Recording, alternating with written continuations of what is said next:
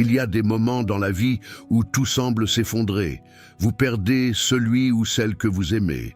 Vous perdez ce que vous avez construit au prix d'années d'efforts. Vous perdez votre santé, votre stabilité, votre espoir. Et vous vous demandez en silence, où est Dieu?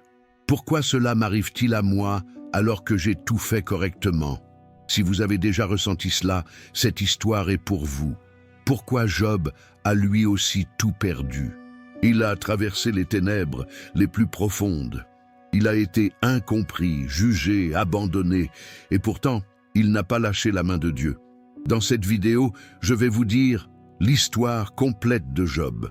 Depuis l'époque de son abondance, jusqu'au moment où il s'est assis sur les cendres, du silence du ciel jusqu'au jour où Dieu lui parla du milieu du tourbillon, de la douleur la plus déchirante, jusqu'à la restauration la plus glorieuse.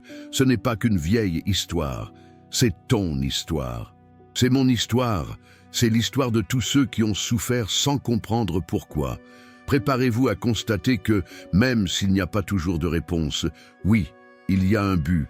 Même si Dieu reste silencieux un instant, il ne cesse jamais de chercher. Et c'est tout. La foi qui perdure est toujours honorée. Il ne s'agit pas simplement d'une histoire à écouter. C'est une histoire à ressentir, à pleurer et à guérir. Bienvenue sur l'histoire complète de Job. Avant de commencer, je vous invite à vous abonner à la chaîne, si vous ne l'avez pas déjà fait, car nous y partageons des histoires qui touchent l'âme et transforment les cœurs. Et puisque vous êtes là, laissez-moi un commentaire avec cette phrase. Même si je ne comprends pas, je continuerai à faire confiance. Oui, écrivez-le maintenant. Cette phrase pourrait être exactement ce dont quelqu'un d'autre a besoin pour ne pas abandonner aujourd'hui. Et lorsque vous commentez, vous contribuez à ce que ce message atteigne davantage de vies qui ont besoin d'espoir. Es-tu prêt? Respirez profondément, parce que ce que vous allez entendre, cela peut changer à jamais votre perception de la douleur. 1. Job, un homme irréprochable dans les moments les plus sombres. Il existait une contrée ancienne, mystérieuse et reculée, nommée Uz. Elle ne figurait pas parmi les grandes cités royales, ni sur les routes commerciales des puissants, mais vivait un homme qui brillait d'une lumière différente. Son nom était Emploi. Job n'était pas un homme ordinaire. La Bible le décrit en des termes rarement employés pour désigner qui que ce soit d'autre. Parfait et irréprochable, craignant Dieu et se détournant du mal. Job 1:1. Ces paroles révélaient non seulement sa foi, mais aussi son caractère. Job n'était pas connu pour sa puissance militaire, ni pour ses conquêtes, mais pour sa droiture, sa compassion, sa sagesse et sa profonde relation avec Dieu. C'était un homme très riche, mais ce n'était pas la richesse qui le définissait. Il possédait 7000 moutons, 3000 chameaux, 500 paires de bœufs et 500 ânes, en plus de nombreux serviteurs. Cela faisait de lui, selon les Écritures, le plus grand de tous les fils de l'Orient. Mais ce qui était vraiment extraordinaire chez Job, ce n'était pas ses possessions, c'était son cœur. Job était un mari et un père de 7 fils, 3 filles et un homme profondément attaché à sa famille. Ses enfants avaient coutume de se réunir chez eux pour des banquets, chacun recevant à tour de rôle. Après ces réunions, Job ne se contentait pas de se retirer, mais se levait tôt le matin et offrait des holocaustes pour chacun de ses enfants. Pourquoi? Parce qu'il pensait, peut-être mes enfants ont-ils péché et maudit Dieu dans leur cœur. Ce détail apparemment insignifiant révèle quelque chose d'immense. Job était un prêtre dans sa maison. Elle ne vivait pas selon les apparences. Elle ne s'appuyait ni sur les bonnes œuvres de ses enfants, ni sur les siennes propres. Elle savait que même dans le silence de la pensée humaine, le péché pouvait exister. C'est pourquoi elle intercédait, adorait et s'humiliait. Elle le faisait sans cesse, non par vain rituel, mais par amour et par crainte révérencieuse. Job savait que la vie est fragile, que la faveur de Dieu ne s'achète pas mais se mérite, et que le plus grand trésor ne réside pas dans ce que l'on possède, mais dans ce que l'on est devant Dieu. À une époque où beaucoup étaient égarés par l'idolâtrie, l'injustice et l'arrogance, Job menait une vie à contre-courant. Tandis que d'autres recherchèrent la gloire personnelle, ils cherchaient à plaire à Dieu. Tandis que d'autres utilisaient leurs richesses pour dominer, Job les employait pour servir et bénir. Tandis que d'autres ignoraient les pauvres et les faibles, Job les accueillait, les écoutait et les réconfortait. Il était, sans aucun doute, un exemple pour sa génération. Et à ce titre, il ne passa pas inaperçu aux yeux du ciel, ni aux yeux de l'ennemi, car lorsqu'une vie brille si intensément au milieu des ténèbres, elle attire inévitablement l'attention du monde spirituel. L'histoire de Job ne commence pas par une tragédie, mais par l'ordre, l'harmonie et la foi. Mais nous verrons bientôt comment cet homme juste sera mis à l'épreuve jusqu'au plus profond de son être. Non pas pour avoir mal agi, mais précisément pour sa fidélité. Ainsi, tandis que Job vivait sa vie quotidienne dans l'obéissance et la dévotion, une conversation se déroulait au ciel qui allait changer sa vie à jamais. 2. Une rencontre céleste qui changerait le destin d'un homme. Tandis que Job vivait docilement sur terre, ignorant de ce qui allait arriver, un événement capital se déroulait au ciel. Le livre de Job nous plonge dans une scène rarement décrite dans les Écritures, une réunion au trône céleste. Une assemblée divine où les fils de Dieu, c'est-à-dire les anges, apparurent devant le Seigneur. Ce fut un moment solennel, un acte cosmique où l'ordre de l'univers fut maintenu sous le contrôle souverain du Créateur. Mais parmi ceux qui se sont présentés ce jour-là, Satan est également venu. Oui, l'accusateur, l'adversaire, celui qui avait été chassé du ciel pour rébellion, mais qui avait encore la permission de parcourir la terre et d'y marcher. Il n'était pas là en adorateur, mais en observateur, un accusateur légal cherchant la faute. Sa mission n'était pas d'honorer, mais de dénoncer. Il n'était pas venu louer la justice, mais la remettre en question. Et c'est Dieu qui a entamé la conversation. Non pas qu'il ignora quoi que ce soit, mais parce qu'il souhaitait révéler quelque chose de glorieux à travers l'invisible. « Avez-vous pensé à mon serviteur Job ?» le Seigneur a demandé. C'était comme si Dieu montrait, devant tout le ciel et même devant l'adversaire, la vie d'un homme ordinaire qui vivait dans l'intégrité. Il n'y a personne comme lui sur la terre, un homme intègre et droit, craignant Dieu et se détournant du mal. Mais Satan n'en fut pas surpris. Au contraire, il se montra provocateur. Il répondit par une accusation déguisée en raisonnement logique. « Job craint-il Dieu pour rien ?» Autrement dit, bien sûr, Job vous est utile, mais seulement parce que vous le protégez. Vous lui donnez tout, famille, santé, richesse. Voyez comme vous l'avez entouré de toutes parts. Enlevez-lui tout cela, et vous verrez comment il vous maudira en face. C'était une accusation venimeuse. Satan ne doutait pas seulement de Job, mais aussi du caractère de Dieu. Il insinuait que la fidélité humaine n'existe que lorsque Dieu récompense, et l'amour de Dieu n'agit que s'il y a des avantages matériels. Et puis, Dieu a répondu par quelque chose de choquant. Il a dit à l'accusateur, « Voici, tout ce qu'il possède est entre vos mains, seulement ne portez pas la main sur lui. » Dieu n'avait pas été trompé. Il n'avait pas cédé par faiblesse. Ce qu'il a fait, c'est autoriser un test, une épreuve qui avait un but éternel. L'honneur de Dieu et l'intégrité de Job allaient être mis à l'épreuve, non pas devant des foules humaines, mais devant les cieux eux-mêmes. Le Créateur omniscient avait confiance dans le cœur de Job. Et plus encore, je savais ce que ce test allait donner, non seulement dans la vie de l'homme, mais dans l'histoire de l'humanité. Et ainsi, l'orage a éclaté invisible aux yeux terrestres, et pourtant déchaîné du ciel. La terre d'Uz était sur le point de devenir un champ de bataille spirituelle, non pas à cause de la culpabilité, non pas à cause d'une punition, mais à cause d'une preuve divine qui révélerait la partie la plus profonde de l'âme humaine. Job n'en savait rien. Il n'a pas entendu cette conversation, il n'a pas été prévenu. Il n'a reçu ni rêve, ni apparition d'ange. Il vivait simplement sa vie, tandis que son nom résonnait dans les cieux et que sa foi était mise à l'épreuve comme jamais. Parce que parfois, les plus grands conflits spirituels ne se voient pas de l'extérieur, mais dans ce qui se passe lorsqu'un cœur juste est touché par une douleur inexplicable. 3. La tragédie frappe sans prévenir. la chute d'un homme juste. Le soleil brillait comme toujours sur le pays d'Uz. Rien ne laissait présager ce qui allait suivre. Job, comme à son habitude, commença sa journée en priant peut-être pour ses enfants, en veillant sur ses serviteurs et en contemplant avec gratitude les bienfaits que Dieu lui avait accordés. Tout semblait aller pour le mieux, jusqu'à l'arrivée du premier messager. Cet homme est arrivé en courant, essoufflé, le visage pâle et les yeux écarquillés de terreur. « Seigneur Job, nous labourions avec les bœufs et les ânes paissaient non loin de là. Soudain, les Sabéens sont arrivés et nous ont attaqués, tuant les serviteurs à l'épée.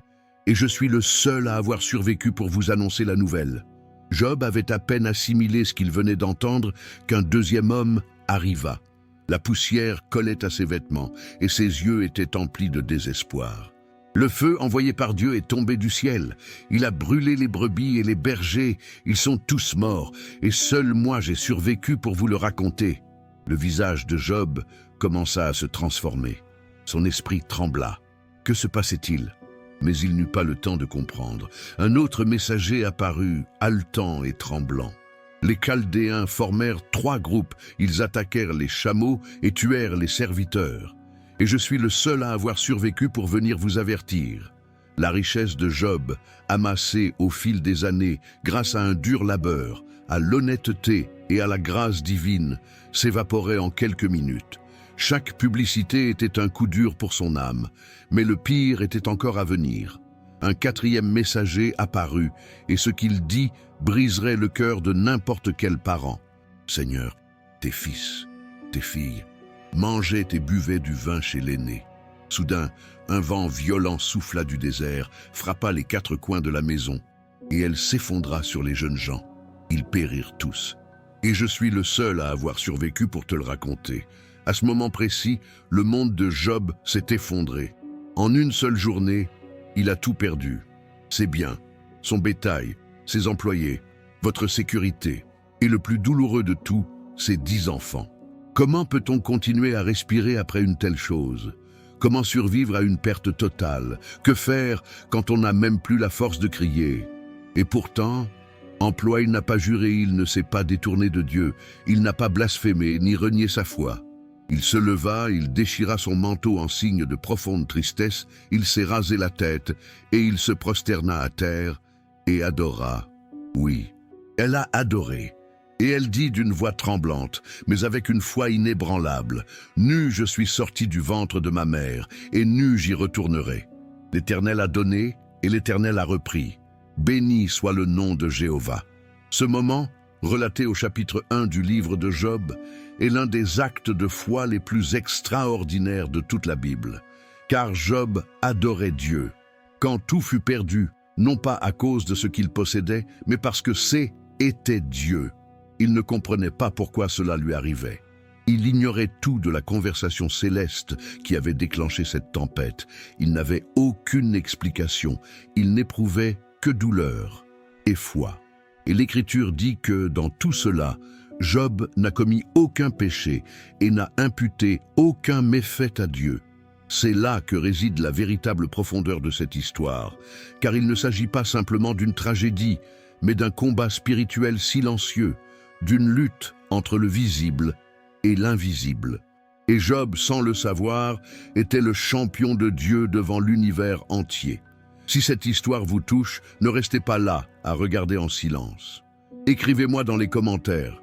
Je traverse moi aussi une période difficile, mais je tiens bon. Vos paroles peuvent redonner espoir à quelqu'un d'autre qui aujourd'hui se sent comme Job, réduit en cendres, plongé dans le silence, incompris. Et si vous ne l'avez pas déjà fait, abonnez-vous maintenant et activez les notifications, car chaque semaine, nous vous envoyons des messages qui renforcent votre foi, même au cœur de la souffrance. Souviens-toi, Dieu est encore en train d'écrire votre histoire, et elle n'est pas encore terminée. 4. La deuxième épreuve, toucher sa chair, sans tuer sa foi. Le ciel avait contemplé avec stupéfaction ce qu'aucun homme ordinaire n'aurait pu endurer. Job, après avoir tout perdu, ne maudit pas Dieu. Il ne se rebella pas, il ne blasphéma pas, il se prosterna et l'adora, mais l'ennemi n'a pas renoncé. Une fois encore, les enfants de Dieu se présentèrent devant le Seigneur, et Satan, l'accusateur implacable, les accompagna. Celui qui cherche la moindre faute chez les justes revint avec un nouvel argument. Le Seigneur parla de nouveau. « Avez-vous pensé à mon serviteur Job? Il n'y a personne comme lui sur terre. Droit, honnête, craignant Dieu et se détournant du mal.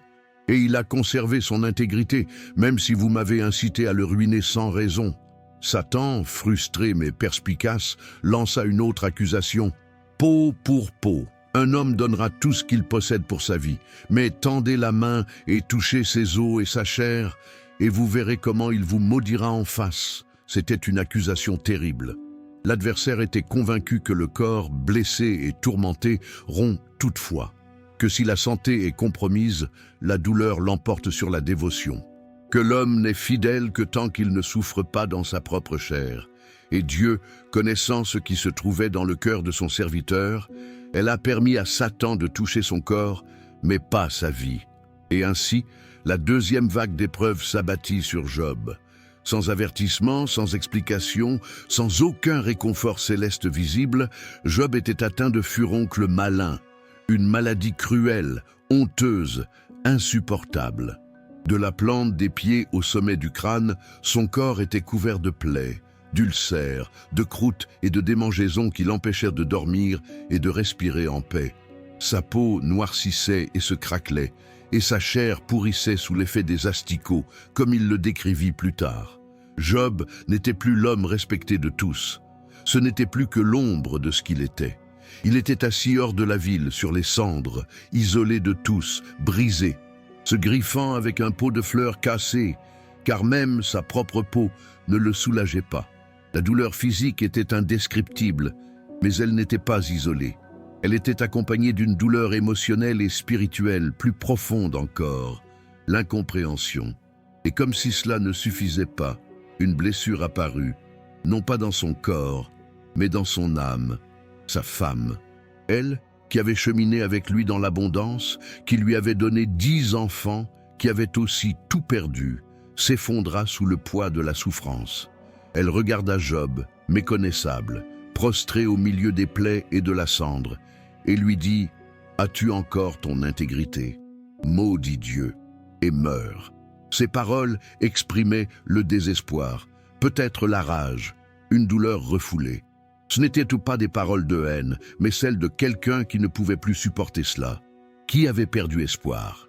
Qui ne comprenait pas comment un Dieu juste pouvait permettre qu'une telle souffrance s'abatte sur un homme si bon? Mais Job, d'une voix brisée, répondit avec une sagesse surnaturelle. « Tu as parlé comme une femme insensée. Accepterons-nous le bien de Dieu et n'accepterons-nous pas aussi le mal ?» Et voici ce que la Bible déclare avec force. En tout cela, Job ne pécha point par ses lèvres. Job 2, 10. Oui, Job resta fidèle. Blessé, humilié, réduit à l'état de dénuement sans explication, sans enfant, sans santé, sans réconfort, mais sans perdre la foi. Il ne comprenait pas, mais il résistait.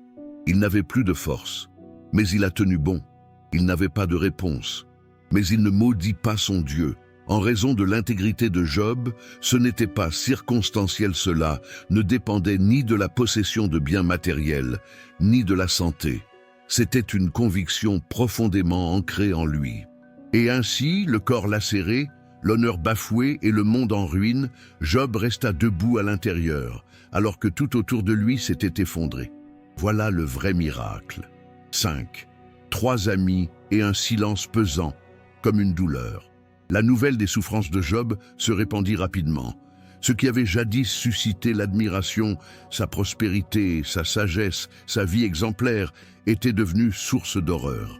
L'homme le plus respecté d'Orient n'était plus qu'un désespoir vivant. Un corps malade gisant dans les cendres, sans enfant, sans bien, sans honneur, sans réconfort humain. Mais au milieu de ce spectacle de dévastation, 3 amis sont apparus. Leur nom était Éliphaz de Théman, formé par Su, et Zophar de Naama, des hommes sages et renommés, peut-être des chefs ou des anciens de leur terre. Apprenant la tragédie qui avait frappé Job, ils ont convenu de se rencontrer et de venir de chez eux pour le réconforter et lui témoigner leur solidarité. C'était un acte d'amitié, un geste de ceux qui comptent vraiment. Ils étaient venus de loin, ayant traversé des chemins difficiles, espérant peut-être apaiser l'âme de leur ami. Mais rien ne les avait préparés à ce qu'ils allaient voir de leurs propres yeux. Alors qu'ils étaient encore loin, ils ne l'ont pas reconnu. Cet homme fort et vénéré, vêtu de beaux vêtements, entouré de fils et de serviteurs, était maintenant une silhouette voûtée. Blessé et méconnaissable, il était assis dans les ordures, couvert de plaies et de cendres, se grattant avec un morceau de poterie. Il ne restait plus aucune trace visible du Job qu'ils avaient reconnu. La scène les a brisés. Ils élevèrent la voix et pleurèrent. Ils déchirèrent leurs vêtements, signe de profonde tristesse et de deuil, et se jetèrent de la poussière sur la tête comme s'ils enterraient quelque chose de sacré. Et puis, ils ont fait quelque chose d'encore plus choquant. Ils restèrent assis à ses côtés par terre pendant 7 jours et 7 nuits, sans prononcer un seul mot. 7 jours, 7 nuits, en silence. Pas de discours, sans explication, aucun conseil, seule présence, seule entreprise. Seul le fardeau partagé de la douleur. Pourquoi? Ils constatèrent que les souffrances de Job étaient très grandes, une telle immensité que les mots semblaient inutiles, voire dangereux. Le langage était insuffisant, la théologie inadéquate, le confort humain défaillant. Et ce détail apparemment simple nous révèle quelque chose de profond. Il existe des douleurs si intenses que le seul langage possible est le silence. À cette époque, il n'y avait ni accusation, ni débat. Seulement les pleurs silencieux de 3 hommes face à la chute brutale d'un homme juste. Ces 7 jours de silence devinrent l'un des moments les plus intenses de tout le récit. Car même si personne ne parlait, la souffrance hurlait. Job était prisonnier d'une nuit sans étoiles, et ses amis, sans le savoir encore, allaient être au cœur d'un déferlement de mots qui marquerait toute l'histoire. Mais pour l'instant, ils étaient simplement là, assis près de lui, ressentant, pleurant, silencieux.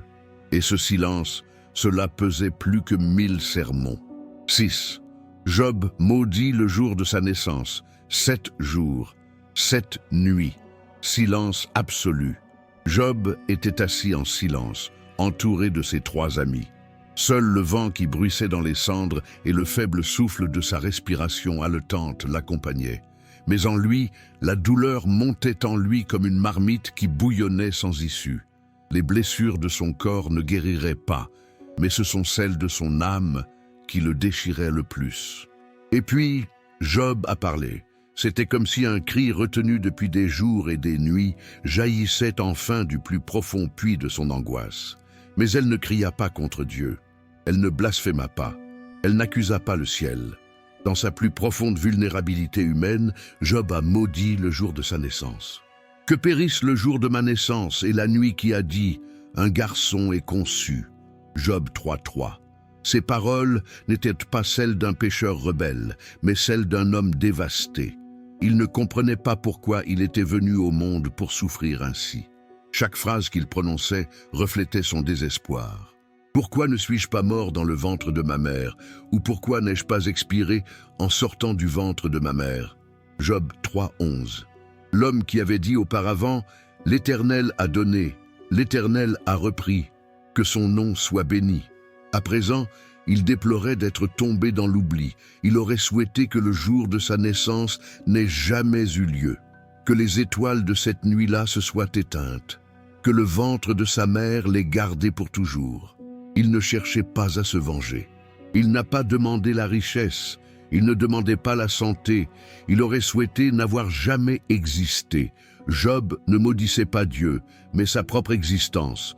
Il se demandait sans cesse « Pourquoi y a-t-il eu de la lumière pour ceux qui souffrent?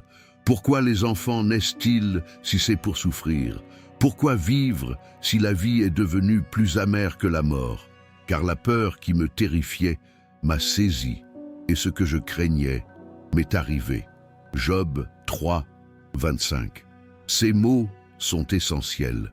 Ils révèlent qu'au plus profond de son âme, Job, J'avais déjà vécu avec une crainte respectueuse, en ayant conscience de la fragilité de la vie. Mais malgré tout, je n'étais pas préparé à ça. Lui qui avait offert des sacrifices pour ses enfants au cas où ils pécheraient, lui qui avait vécu dans l'intégrité, je ne comprenais pas le sens de tant de souffrance. Job n'était pas seulement blessé physiquement, il était existentiellement brisé.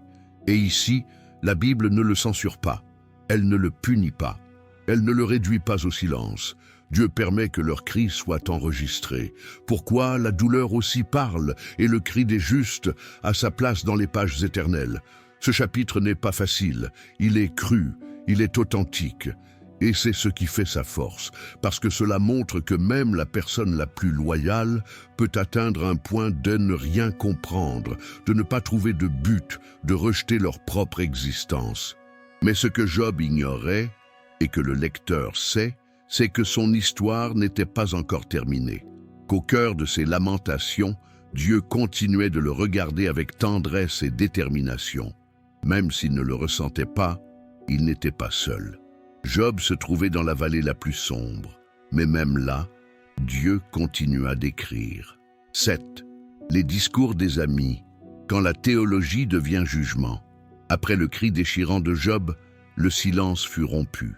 La lamentation avait ouvert la porte à une conversation profonde, mais aussi douloureuse. Ses amis, ceux qui avaient voyagé de loin pour être avec lui, ils ne pouvaient plus rester silencieux. Le premier à prendre la parole fut Éliphaz de Théma, le plus âgé, sans doute le plus respecté pour sa sagesse ancestrale. Et ses paroles marquèrent le début d'une longue série de discussions entre lui, Bildad, Zophar et Job. Ce qui devait être un moment de réconfort se transforma peu à peu en débat. Ce qui avait commencé comme une simple camaraderie, cela se transformerait en procès. Éliphaz s'exprima avec un mélange de compassion et de condescendance. Il commença par reconnaître que Job avait été un maître pour beaucoup, qu'il avait fortifié les faibles et encouragé les opprimés. Mais ensuite, le ton a changé. Mais maintenant que le malheur vous a frappé, vous êtes découragé. Maintenant que c'est ton tour, tu es contrarié. Job 4:5. Puis il a présenté son argument principal. Réfléchissez maintenant. Quel innocent a péri? Ou les justes ont-ils été anéantis? Le message était clair. Job, si tu souffres ainsi, c'est que tu as mal agi. Dieu ne punit pas sans raison. Job, encore couvert de plaies, sans force. Elle écoutait tandis que sa douleur était analysée comme s'il s'agissait d'un problème théologique. Éliphaz racontait des visions nocturnes, des philosophies antiques, des déclarations sur la justice divine, mais toujours avec une approche froide et théorique. Il ne voyait pas un ami blessé, il voyait une affaire à résoudre. Puis ce fut au tour déformé par Su, qui s'exprima avec encore moins de tact.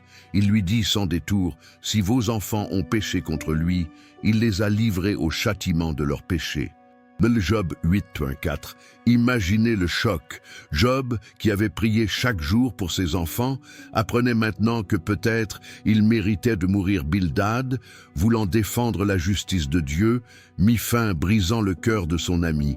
Puis vint Zophar de Naama. Cette fois, il fut plus sévère que les fois précédentes. Il lui reprocha de trop parler, de trouver des excuses sans raison, et laissa même entendre qu'il méritait une punition plus lourde que celle qu'il avait reçue. Dieu vous donne moins que ce que votre méchanceté mérite. Job 11.6. L'un après l'autre, les amis prirent la parole. 3 séries de discours, 3 types d'arguments, mais une seule conclusion. Job, cela ne te serait pas arrivé si tu étais vraiment juste. Et Job, blessé physiquement et émotionnellement, il a répondu le cœur brisé, il ne comprenait pas pourquoi Dieu l'avait abandonné. Il n'avait aucun péché caché à confesser. Il implorait des réponses. Il se sentait incompris, jugé, seul.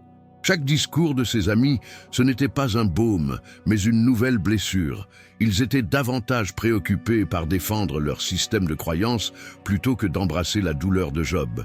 Ce dont Job avait besoin, ce n'était pas d'une doctrine, c'était de compassion. Ce n'était pas une théorie, c'était un réconfort. Mais au lieu de cela, il a reçu des accusations déguisées en sagesse. Ses amis utilisaient des vérités sur Dieu, sans pitié. Ils appliquèrent des principes éternels avec des mains de pierre. La théologie, lorsqu'elle est mal appliquée, devient un fardeau plus lourd que la maladie elle-même. Le procès est devenu plus insupportable que la perte. Et le cœur de Job se brisait de plus en plus. Malgré tout, Job continuait de crier, tantôt avec colère, tantôt avec tendresse, tantôt il demandait la mort, et tantôt il suppliait Dieu de l'entendre. Car au fond, il y a plus que la justice. Job souhaitait s'entretenir avec Dieu. Mais en attendant, elle devait endurer non seulement la douleur dans son corps, mais aussi la douleur d'être incompris par ceux qui prétendaient l'aimer. Si ce message éveille quelque chose en vous, faites une pause et écrivez dans les commentaires « Ma douleur ne sera pas ma fin ». Vous ne pouvez pas imaginer le nombre de personnes qui lisent les commentaires à la recherche d'un signe, d'un mot, d'un reflet, et peut-être de votre court témoignage. Soit l'étincelle que Dieu utilise pour toucher quelqu'un d'autre. Et n'oubliez pas d'aimer la vidéo si elle vous a touché jusqu'à présent. Cela signifie aussi que cette histoire touche davantage de personnes qui ont besoin de l'entendre. Nous continuons, car le plus choquant reste à venir. 8. Job implore un rédempteur au cœur des ténèbres. Job était épuisé. Non seulement par la douleur physique qui le rongeait jour après jour, ni par les plaies qui recouvraient son corps et le rendaient méconnaissable, mais aussi par les disputes incessantes qui l'opposaient à ses amis. À maintes reprises, Éliphaz, Bildad et Tsophar, forts d'une prétendue sagesse, répétaient inlassablement le même raisonnement. Si tu souffres, c'est que tu as péché. Confesse-le, repens-toi, et Dieu te rétablira. Mais Job savait, il le savait au plus profond de son âme, qu'il n'avait commis aucune iniquité, que son cœur était pur, et c'est pourquoi son angoisse n'en était que plus grande. Job ne cherchait pas à se défendre par orgueil. Ce n'était pas une question d'orgueil, c'était une question de douleur. Je voulais comprendre. Elle aspirait à une explication. Elle ne comprenait pas pourquoi le Dieu qu'elle aimait et craignait à la fois était désormais silencieux. Et au milieu de cet épais brouillard de douleur, Job commença à élever la voix non seulement contre ses amis, mais aussi vers le ciel. Il commença à exprimer quelque chose qui allait au-delà de la souffrance. Un cri pour la justice divine, pour une audience avec Dieu et par un Rédempteur. Au chapitre 19 du livre qui porte son nom, on trouve l'une des déclarations les plus choquantes de toute l'Écriture. Job avait été abandonné par ses serviteurs, méprisé par ses amis, insulté par ses enfants, oublié par sa propre femme. Il était littéralement seul. Mais là, au plus profond de son désespoir, quelque chose de surnaturel jaillit de ses lèvres. « Je sais que mon Rédempteur est vivant, et enfin il renaîtra de ses cendres. Et après que ma peau soit abîmée, dans ma chair je verrai Dieu, que je verrai moi-même, et mes yeux le verront, et nul autre, bien que mon cœur défaille en moi. » Job 19, 25, 27. Quelle déclaration percutante! Job ignorait quand ses souffrances prendraient fin. Il ne savait pas s'il guérirait un jour. Il n'avait plus aucun espoir. Et pourtant, il déclara que son Rédempteur vivait, non pas que je survivrais, j'étais vivant. Le mot « Rédempteur » en hébreu « Goël ». Cela avait une signification profonde. C'était le proche parent capable de sauver quelqu'un de l'esclavage, de racheter un bien perdu ou de venger une injustice. Job ne parlait pas d'un sauveur ordinaire. Il parlait de quelqu'un qui le défendrait, le justifierait, le sauverait, même si personne d'autre ne croyait en lui. Et plus encore, Job était certain qu'il verrait Dieu face à face, même si son corps dépérissait, même si sa peau était malade, même si sa chair se décomposait, sa foi lui permettait de voir au-delà de la tombe. Il entrevoyait le jour où ses propres yeux contempleraient son Dieu, comme témoin, comme fils, comme homme justifié. C'est impressionnant. Job ne connaissait pas encore l'histoire de Jésus. Il ignorait tout du Messie qui viendrait des siècles plus tard, et pourtant il prophétisa avec une foi étonnante la réalité d'un Rédempteur vivant qui se lèverait pour eux. Et cet espoir, cette étincelle de lumière au milieu des ténèbres, est devenu un phare pour des millions de personnes à travers l'histoire. Job ne fut pas immédiatement soulagé de sa souffrance. Il n'avait pas encore de réponse claire. Mais il en avait fait une foi qui ne reposait ni sur le sentiment, ni sur la vue, ni sur la compréhension, mais sur la confiance. Oui, la confiance. Et tandis que ses amis continuaient de l'accuser, Job continuait de crier, non pas pour se venger, non pas pour trouver du réconfort humain, mais pour voir Dieu et être justifié par lui.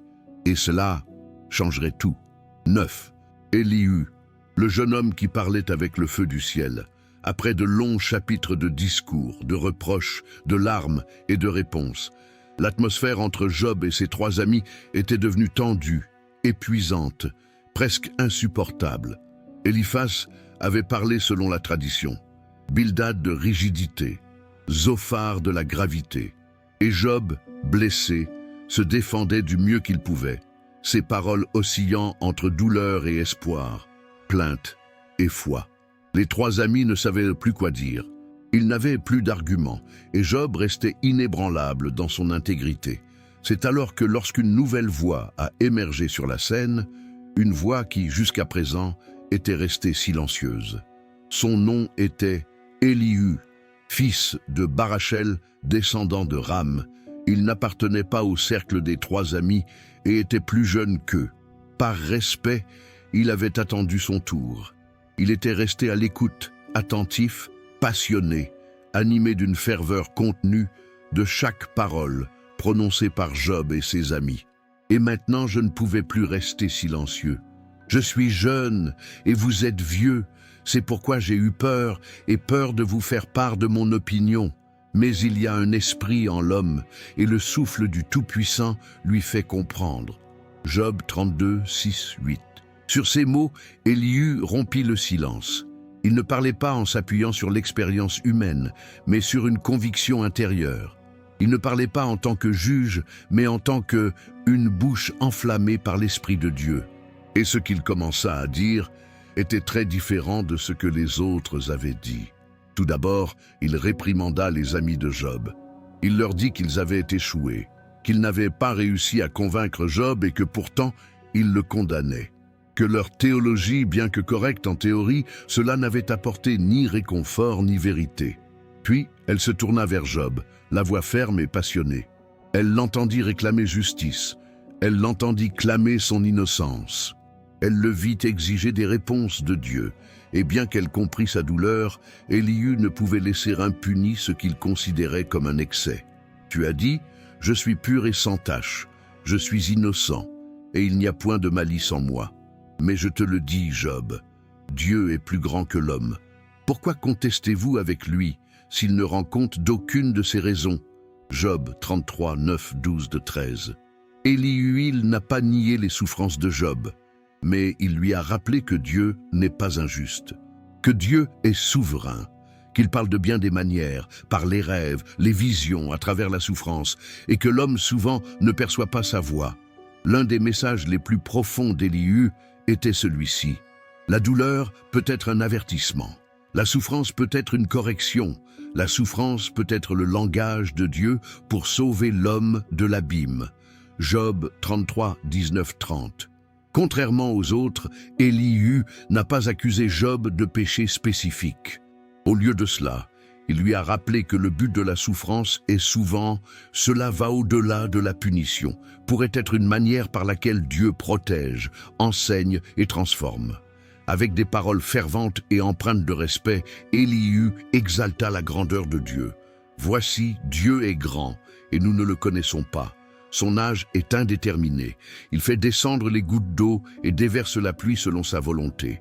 Il tonne d'une voix majestueuse et accomplit des merveilles que nous ne comprenons pas. » Job 36, 26, 33. Élihu n'a pas apporté la réponse finale.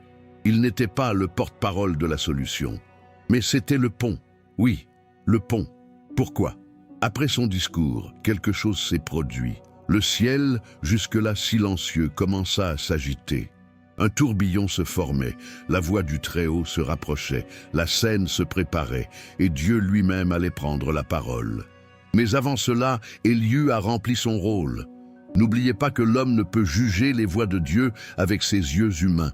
Cette douleur, aussi compréhensible soit-elle, ce n'est pas toujours une punition, mais parfois un signe de l'amour le plus profond qu'une âme puisse éprouver. 10. Le tourbillon de Dieu, quand le ciel répond. Après un long silence, Dieu parla. Mais il ne l'a pas fait comme Job l'avait prévu. Il ne descendit pas au son des trompettes, n'envoya pas d'ange et ne donna pas d'explication détaillée de tout ce qui s'était passé au ciel. Il ne justifia ni les attaques de l'adversaire, ni la perte des enfants. Il n'apparut pas avec un tableau de réponse. Dieu parla du milieu d'un tourbillon. Ouais, d'un tourbillon, d'une puissante tempête, comme la voix qui fait trembler les montagnes et la terre. C'est ainsi que le Très-Haut s'est manifesté. Non pas comme quelqu'un qui donne des explications, mais comme le Créateur qui révèle sa gloire. Et la première chose qu'il a dite était choquante. Qui est celui qui obscurcit les conseils par des paroles dépourvues de sagesse? Préparez vos reins comme un homme. Je vous poserai la question et vous me répondrez. Job 38, 2, 3. Dieu n'est pas venu pour être questionné. Dieu est venu demander. Et ce qui suivit fut une série de questions divines qui désarmeraient tout argument humain. Où étiez-vous quand j'ai fondé la terre? Dis-moi si tu comprends. Job 38, 4.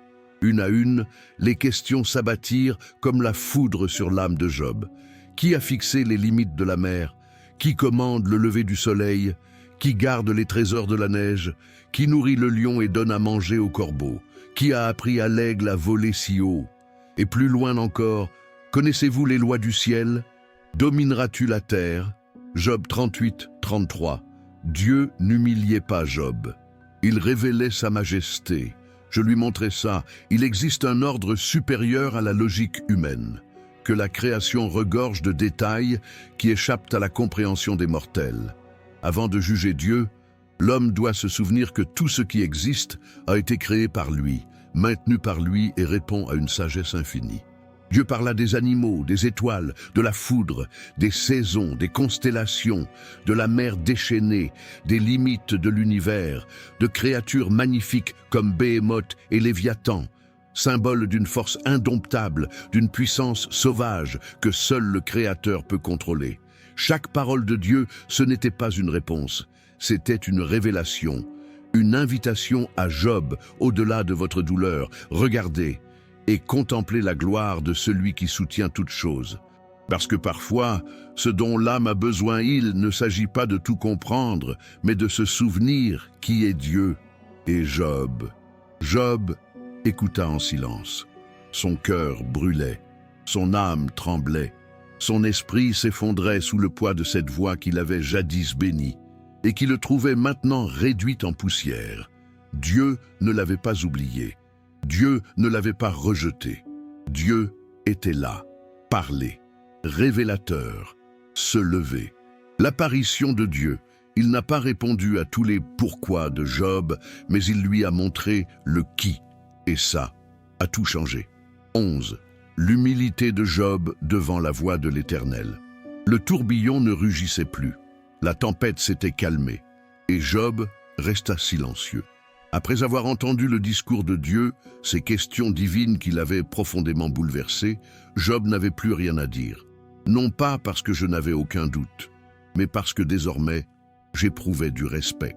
Non pas parce qu'il détenait toutes les réponses, mais parce qu'il avait vu l'auteur de toutes choses. La confrontation divine n'avait pas été une cruelle humiliation. Elle avait été une révélation majestueuse, un choc pour l'âme.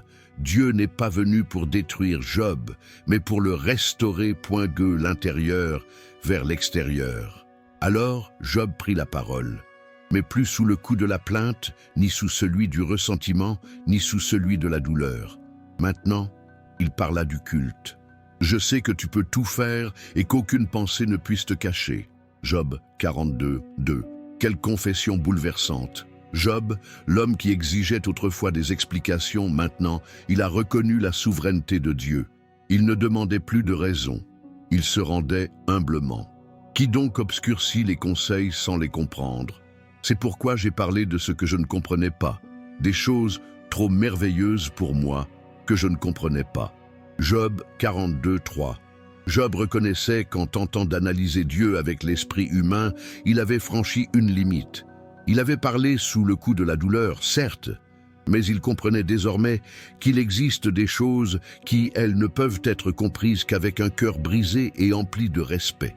Et puis vint l'une des déclarations les plus intimes, les plus profondes et les plus spirituelles de toute la Bible. « J'avais entendu parler de vous par oui dire, mais maintenant, mes yeux te voient. » Job 42,5, quelle phrase riche de sens.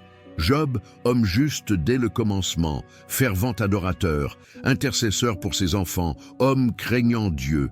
Il a avoué qu'auparavant, il ne connaissait Dieu qu'avec son esprit, mais que maintenant, il le connaissait avec les yeux de son âme. Elle était passée de la religion à révélation, du concept à la rencontre, du savoir à l'expérience vécue.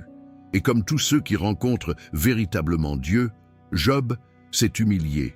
C'est pourquoi je me hais et je me repens dans la poussière et la cendre. Job 42,6.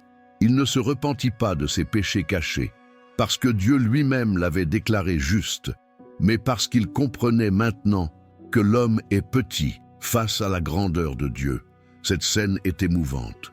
Job, l'homme qui a tout perdu, est désormais brisé non par sa souffrance, mais pour avoir parlé de Dieu sans le comprendre pleinement. Et ce n'était pas un acte de culpabilité, mais d'une profonde révérence, car lorsque quelqu'un voit vraiment Dieu, il n'a plus besoin d'avoir raison.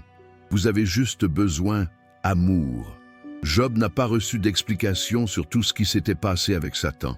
Dieu ne lui a pas montré la conversation céleste qui avait marqué le début de son épreuve, mais il lui a donné quelque chose d'infiniment plus grand, sa présence, sa voix, sa gloire. Et à ce moment-là, sans avoir besoin de résoudre toutes les questions, Job fut guéri au plus profond de son corps. Il a retrouvé son équilibre spirituel avant d'être physiquement restauré. Car la véritable restauration, cela commence de l'intérieur. Quand l'âme s'agenouille, quand les yeux voient Dieu, quand le cœur cesse de lutter et commence à faire confiance. Et là, dans la poussière et les cendres, Job trouva la paix que ni les arguments ni les richesses ne pouvaient lui apporter. Faites une pause et réfléchissez. Vous êtes-vous déjà senti comme Job, perdu, blessé, incompris, et pourtant, gardez espoir? Oui, c'est comme ça. Laissez un commentaire avec cette phrase. Dieu connaît mon parcours et je continue de lui faire confiance. Vos paroles ont du pouvoir. Peut-être que quelqu'un, en ce moment même, a besoin de lire votre commentaire pour ne pas abandonner. Et si vous n'êtes pas encore abonné, c'est le moment. Rejoignez cette communauté qui non seulement écoute les histoires, mais les vit, les ressent et chemine avec foi. 12. Dieu réprimande les amis et glorifie Job. Après le tourbillon, après la révélation, après le chagrin de Job et son adoration la plus pure, Dieu ne resta pas silencieux. Le Créateur qui avait parlé directement à Job, il se tourna ensuite vers ses 3 amis qui l'avaient accompagné dans ses souffrances, mais qui l'avaient aussi accusé injustement. Et ce que le Seigneur a dit était tout sauf anodin. Et il arriva, après que le Seigneur eut prononcé ces paroles à Job, Jéhovah dit à Éliphaz le Thémanite, « Ma colère s'est enflammée contre toi et tes 2 amis, parce que tu n'as pas parlé de moi avec justesse, comme tu l'as fait pour mon serviteur Job. » Job 42, 7. Quel moment incroyable! Ces hommes qui croyaient défendre Dieu par leurs discours sévères et théologiquement corrects, ils avaient en réalité déformé la nature de Dieu. Dieu ne les a pas accusés de manquer de respect à Job, mais de parler mal de lui. Car il ne suffit pas d'avoir un raisonnement doctrinal si le cœur est loin de la compassion. Il ne suffit pas de parler de justice si l'on parle avec orgueil. Il ne suffit pas de citer des vérités si l'on fait preuve de mépris sans comprendre la miséricorde de Dieu. Et le plus extraordinaire se produisit ensuite. Dieu leur offrit une occasion de réconciliation, mais ils ne pouvaient pas y arriver seuls. Prenez donc 7 veaux et 7 béliers, et à mon serviteur Job, et offrez-vous un holocauste. Et mon serviteur Job priera pour vous, car je m'occuperai certainement de lui. Job 42, 8. Job devrait prier pour eux. Ouais, l'homme qui avait été humilié, jugé, méprisé par ses amis, devint alors leur intercesseur. Dieu n'accepterait pas directement leur sacrifice, ils ne les recevraient que si Job intercédait en leur faveur. Quelle leçon puissante! Celui qui fut accusé sans raison, celui qui avait été blessé par les paroles de ceux qui prétendaient le réconforter, celui qui a souffert en silence, accusé d'un péché qu'il n'avait pas commis, c'était désormais le canal du pardon.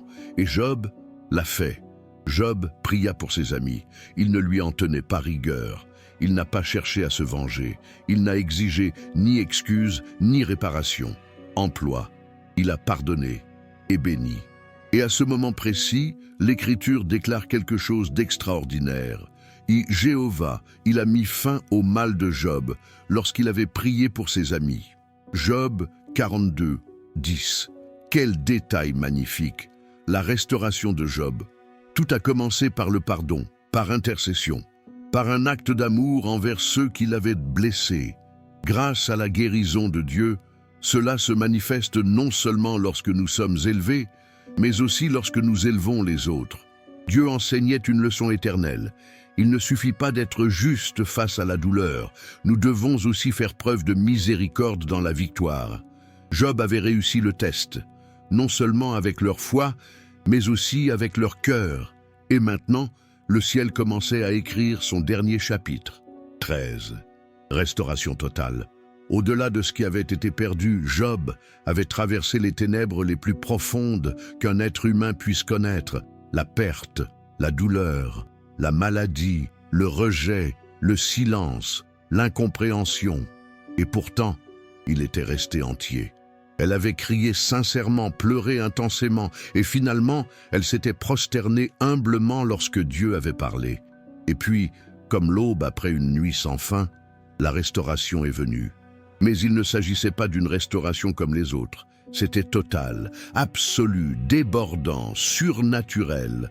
C'était comme si Dieu lui-même était descendu du ciel, une promesse dans chaque main, un sourire divin sur le visage et la justice au cœur. L'Écriture le dit clairement, et le Seigneur ôta la souffrance de Job lorsqu'il avait prié pour ses amis. Et Job augmenta 2 fois plus qu'auparavant. Job 42, 10, double. Dieu non seulement il a rendu à Job ce qu'il avait perdu, mais il lui a donné le double. Il lui a donné plus qu'elle n'avait avant l'examen. Non pas comme une récompense superficielle, mais comme un acte d'honneur divin envers un homme qui avait résisté à l'épreuve du feu sans renier son Seigneur. Et le plus beau, c'est ce qui s'est passé ensuite. Et tous ses frères vinrent à lui, et toutes ses sœurs, et tous ceux qui l'avaient connu auparavant. Et ils mangèrent du pain avec lui dans sa maison. Et ils sympathisaient avec lui, et ils le consolèrent au sujet de tout le mal que le Seigneur avait fait venir sur lui. Job 42, 11. Ceux qui l'avaient auparavant évité, qui l'avaient laissé seul dans ses heures les plus sombres, ils revenaient maintenant. Et ils ne se sont pas contentés de lui rendre visite. Ils ont mangé avec lui. Ils l'ont honoré. Ils lui ont apporté des cadeaux. Ils lui ont rendu la place qui lui avait toujours appartenu. Vient ensuite la liste des bénédictions matérielles, qui montre en détail comment Dieu il a reconstitué chaque aspect de la vie de Job. Il possédait 14 000 moutons, j'en avais 7 000, 6 000 chameaux, anciennement 3 000, 1000 paires de bœufs, anciennement 500, 1000 ânes, anciennement 500, et plus encore, Dieu lui donna 7 fils et 3 filles. Oui, le même nombre que j'avais perdu. Mais les Écritures s'attardent sur un détail précieux, et elle appela la première Jemima, la deuxième Sésia, et le troisième Keren Apuk. Job 42, 14.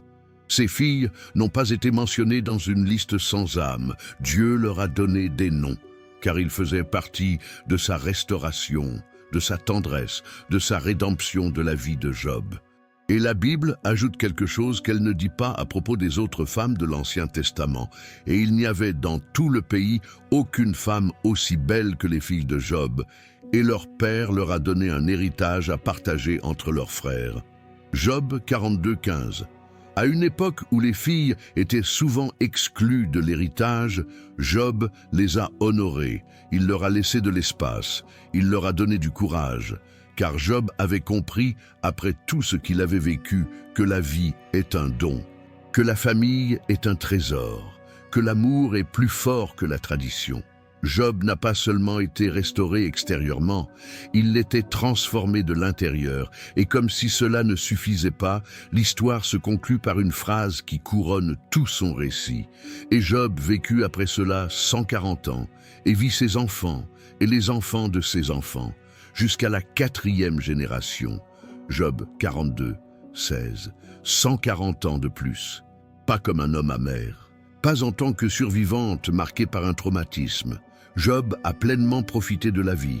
Il a goûté aux fruits de sa foi. Il a rencontré ses petits-enfants, ses arrière-petits-enfants, ses arrière-arrière-petits-enfants et a constaté comment sa lignée s'est perpétuée sous la bénédiction de Dieu. Car lorsque Dieu restaure, il ne fait pas les choses à moitié. Quand Dieu honore quelqu'un, il le fait en public. Ainsi s'achève l'histoire de l'homme qui a tout perdu, mais il a conquis le visage de Dieu. 14. Les derniers jours de Job, une vie longue et pleine de sens. Après la tourmente, vint la paix. Après la rupture, vint la plénitude. Après la nuit la plus sombre, Job a connu l'aube la plus longue et la plus radieuse de sa vie. La Bible nous dit qu'il vécut encore 140 ans après sa restauration. Job 42, 16. 140 ans. Non pas de survie, mais d'abondance, de joie, d'héritage. L'homme qui un jour s'assit dans les cendres, couvert de plaies et dans un silence absolu, il vivait désormais entouré d'enfants, de petits-enfants, d'arrière-petits-enfants et d'arrière-arrière-petits-enfants. Il a vu sa famille s'agrandir, ses champs prospérer, le respect qui l'entourait à nouveau et l'honneur qui l'a accompagné jusqu'à ses derniers jours. Mais Job n'était plus le même. Son regard avait changé. J'avais vu le visage de Dieu au milieu de la douleur.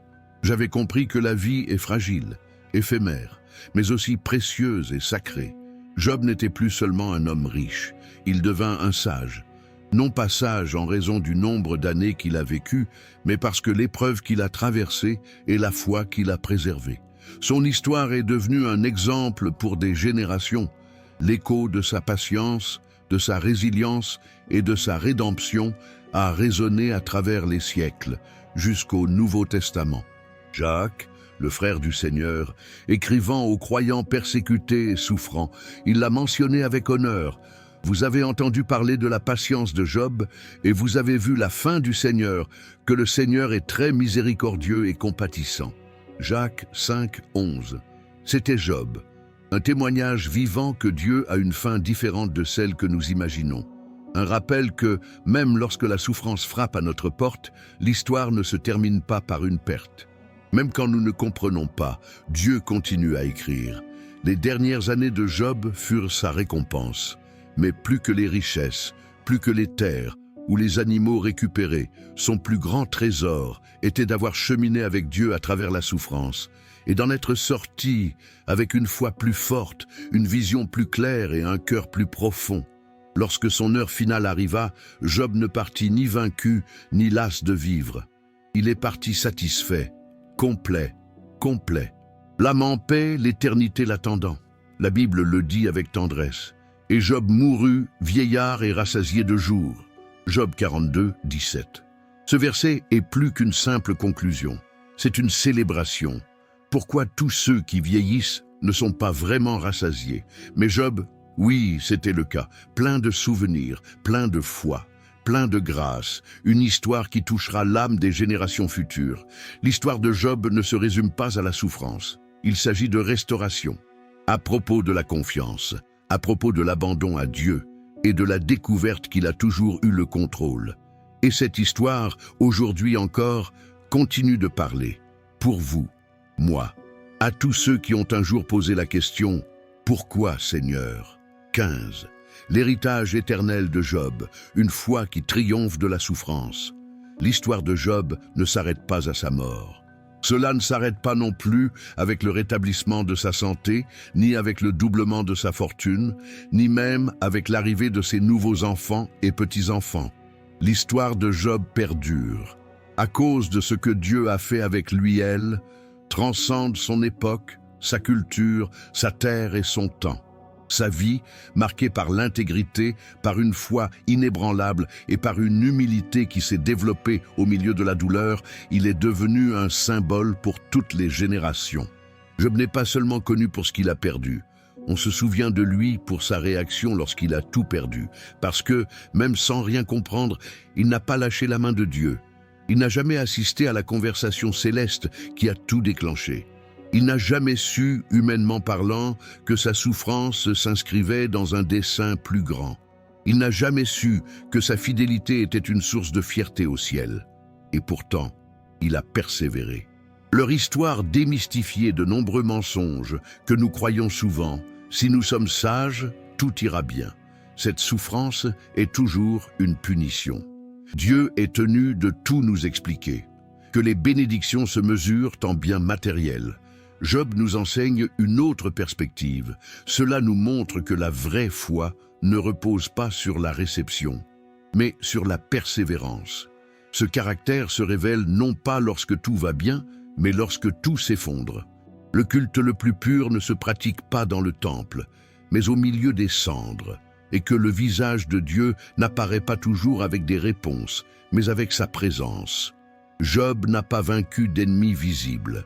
Le désespoir a triomphé, l'orgueil a triomphé, il a surmonté la tentation de jurer, il a surmonté les voix des hommes, il a vaincu le silence de Dieu, et à la fin, sa foi brillait plus fort que sa douleur. C'est pourquoi son héritage est éternel. Job est devenu un symbole pour tous ceux qui ont souffert sans explication, à tous ceux qui ont été jugés injustement, à tous ceux qui ont pleuré dans le silence de la nuit, pour tous ceux qui se sont sentis abandonnés, même par Dieu. Et des pages anciennes de la Bible, leur histoire continue de parler.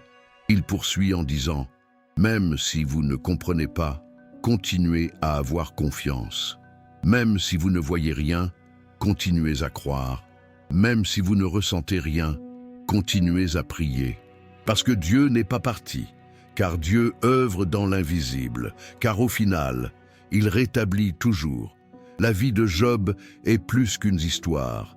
C'est une réponse silencieuse aux souffrances de l'humanité. Une réponse qui n'explique pas tous les pourquoi. Mais cela nous rappelle qui est Dieu. Et cela pour Job suffisait. Et pour nous, ça peut l'être aussi. Après tout ce que Job a vécu, après avoir tout perdu, après les blessures, le silence, les larmes, les procès injustes, après s'être assis seul sur les cendres de ce qui fut jadis sa vie, Dieu ne s'est pas contenté de l'entendre. Dieu l'a restauré, et il ne s'est pas contenté de lui rendre ce qu'elle avait perdu. Cela lui a apporté davantage, cela lui a donné un sens, cela lui a donné un but, cela lui a apporté l'épanouissement. Peut-être en êtes-vous à ce point où tout semble s'être effondré. Peut-être avez-vous, vous aussi, été jugé sans être connu. Peut-être souffrez-vous physiquement, ou pire, spirituellement. Peut-être avez-vous dit, comme Job, « Je ne comprends plus rien, mais je crois encore. » Et voilà, mon cher ami, voilà la foi. La foi ne consiste pas à tout comprendre. La foi, c'est continuer à faire confiance, même quand il n'y a plus de réponse. La foi, c'est continuer à adorer Dieu, même quand tout autour de vous vous dit d'abandonner.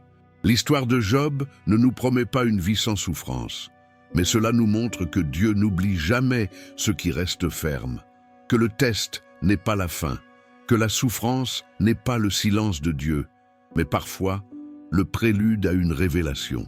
Aujourd'hui, vous aussi pouvez renaître de vos cendres. Aujourd'hui, tu peux te lever, non pas parce que tu comprends tout, mais parce que vous savez en qui vous avez cru.